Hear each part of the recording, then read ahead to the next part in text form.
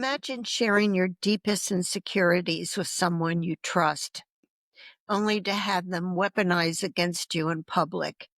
Picture sitting at a dining table, laughter filling the air when suddenly you're the punchline, your choices and your vulnerabilities laid bare for amusement. This is a silent erosion faced by so many in relationships overshadowed by narcissistic abuse. Hi, I'm Kyle Hackley, attorney and author of Undercurrent, where we follow Annie's journey through narcissistic abuse and beyond. While Annie's story takes us through our conversations, remember, she's not just one person. Annie represents anyone who has lived through narcissistic abuse. Annie embodies countless individuals whose voices have been silenced and whose stories have been overshadowed by manipulation and control. Through this podcast, we want to give Annie and all she represents a platform to be heard, understood, and supported.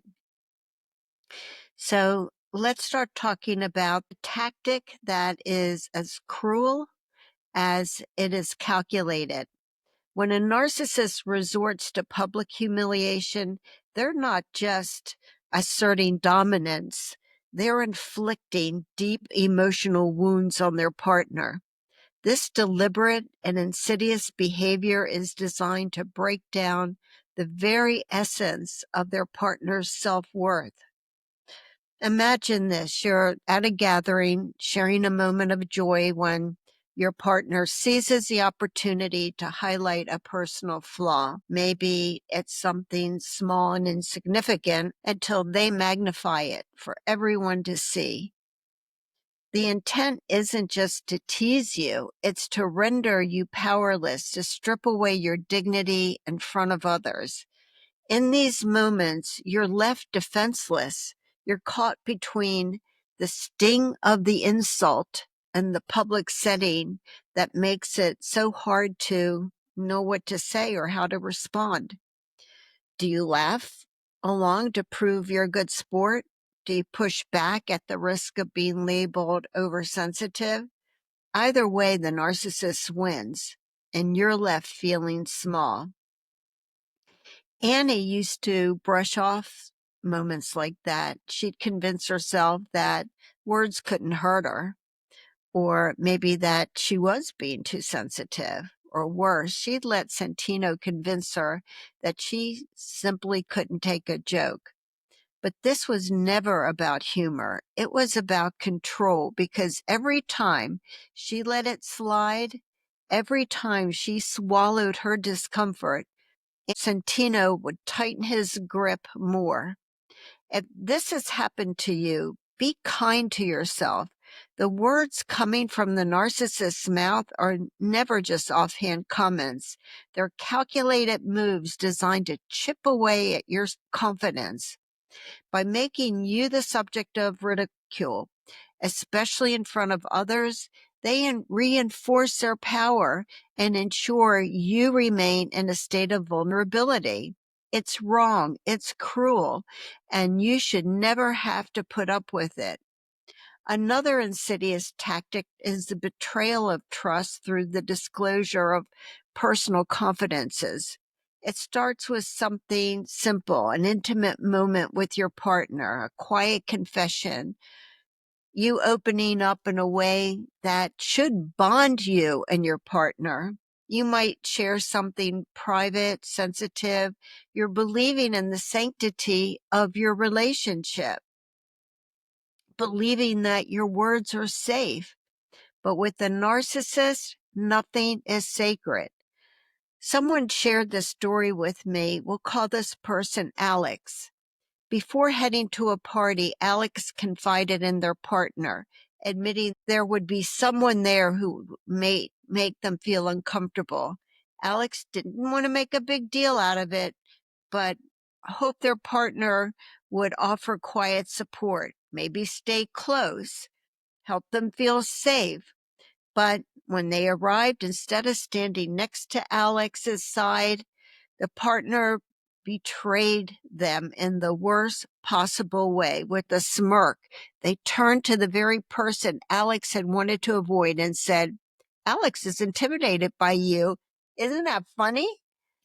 It was a shocking breach of confidence. The room seemed to close in on Alex. The very person Alex wanted to avoid is now staring, amused, knowing Alex feels exposed. Others over here, maybe they laugh or nod, but the damage is done. Alex is left gutted. The person Alex trusted the most handed over their vulnerability like a cruel joke, using it to disarm and control. In that moment, Alex realizes something chilling. This wasn't just humiliation, it was powerlessness. The betrayal isn't accidental, it's calculated. The narcissist doesn't just expose their partner's fears or insecurities for no reason. They do it to assert control, to remind their partner that nothing they say is truly private, that their deepest vulnerabilities are weapons that can and will be used against them. This isn't just a moment of thoughtlessness. It's a carefully orchestrated act designed to chip away at their partner's dignity and autonomy. It leaves the partner not just humiliated, but isolated, unsure of who they can trust. Recognizing these abusive patterns is a crucial step in healing. It's important to understand that abuse stems from the abuser's issues, not your worth. Annie worked hard to cultivate self-compassion. She treated herself with kindness and understanding to counteract the damaging self-perceptions instilled by her abuser. She used daily affirmations to reinforce her inherent value and her right to respect and love. Now, Annie made a pivotal decision during her abusive relationship. She enrolled in a university. Now, that choice was right for Annie, but healing looks different for everyone. For you, it might be reconnecting with activities that you once loved but abandoned during the relationship. Rediscovering those passions can help restore your sense of identity and bring back joy into your life. Another important step in reclaiming your power is educating yourself about manipulation tactics so you can recognize and resist future abusive behaviors. Awareness is a powerful tool, and learning about these tactics can help you set stronger boundaries and protect yourself. Now, this may sound daunting, but perhaps start small with listening to podcasts like this one. Consider joining a support group, whether in person or online, but be sure to research it first to ensure it really is safe and a supportive space for you.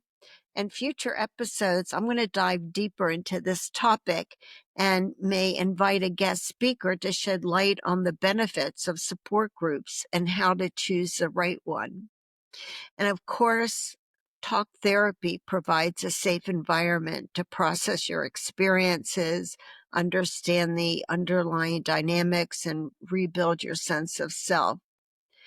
When seeking a therapist, look for someone with expertise in narcissistic abuse, as they will have the insight and the tools to support your healing journey. I'd love to hear your thoughts on this episode.